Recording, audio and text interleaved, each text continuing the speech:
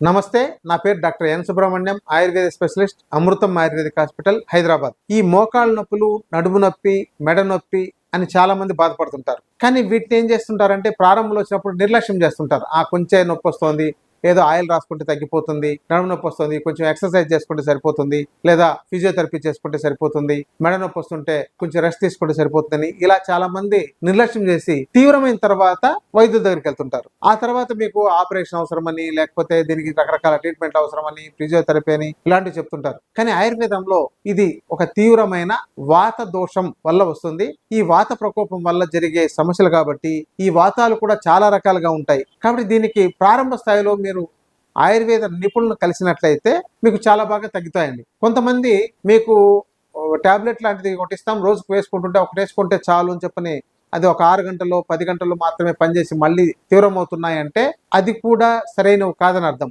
అందుకని మీ యొక్క వాత దోషాన్ని సరిచేసే ఔషధాలని, లేకపోతే సరిచేసే వైద్యుల్ని తగిన ఆహార విధానము, జీవన విధానం మార్పు చేసి ఇవ్వగలిగినట్లయితే ఈ సమస్యను మళ్ళీ రాకుండా కాపాడుకోవచ్చండి. కాబట్టి నిపుణులైన వైద్యుల్ని కలవండి.